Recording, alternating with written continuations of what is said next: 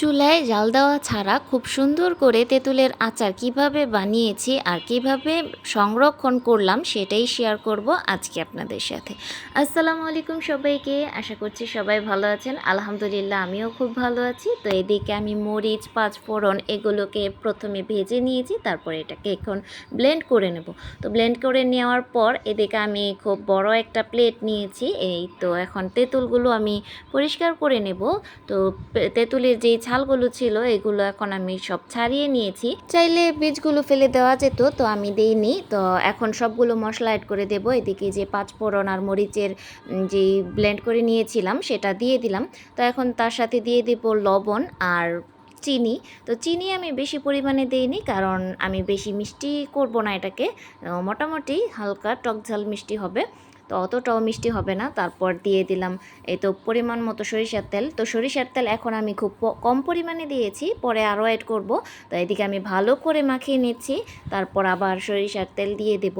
তো সরিষার তেলটা অনেক বেশি দেওয়ার দরকার নেই, অনেক কমও দেওয়ার দরকার নেই। যখন তেলটা চকচক করবে, মানে কথায় আছে না, সবাই বলে যে ওই যে আচার একটু তেল দিলে চকচক করে, তো সেই রকম চকচক করলেই হবে।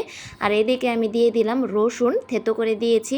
এই রসুনটা দেওয়ার কারণে আচারটা খুব সুন্দর একটা ফ্লেভার আসবে আচার থেকে। তো এই তো রসুনটা দিয়ে তারপর আমি খুব ভালো করে মাখিয়ে তারপর এটাকে এখন রোদ্রে দিয়ে দেবো। এই তো আমি ঘরের মধ্যে রোদ্রে দিয়েছিলাম, আজকের দিনটাতে ছিল খুব সুন্দর রোদ ছিল, তাই আমি ঘরের মধ্যেই রোদ দিয়েছি। আর বাহিরে দিলে খুব সাবধানে রোদে দিতে হবে, যেন পাখি টাখি না ধরে।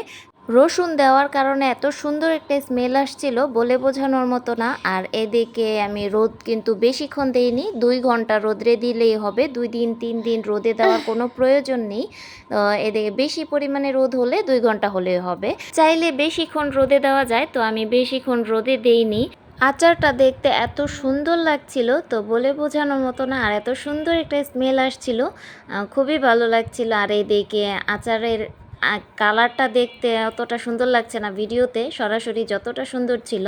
তো এদিকে এখন আমি ছোট ছোট করে গোলা করে নেব আচারটাকে। তো হাতে একটু তেল মাখিয়ে নিয়েছি, সরিষার তেল। তো এখন এটাকে ছোট ছোট করে আমি গোলা করে নেব, যে ওই যে দোকানে বিক্রি করে না, ওই রকম করে।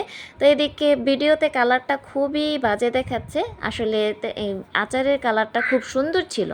তো এখন আমি খুব সুন্দর করে সবগুলো আচারকে গোলা করে নিয়েছিলাম। তারপরে তো আমার সুন্দর মানে আচারের কালারটা এখন দেখতে খুব ভালো লাগছে, সেম এরকমই হয়েছিল। তো এই তো এখন আমি এটাকে একটা বক্সে করে রেখে দেব, কোনো জারেও রাখা যাবে। তো আমি বক্সে করেই রেখে দিলাম, কোনো সমস্যা নেই, কোনো রকম সমস্যা হবে না। এটা ফ্রিজেও রাখতে হবে না, এটা যতদিন ইচ্ছে বাইরে রেখেও খাওয়া যাবে।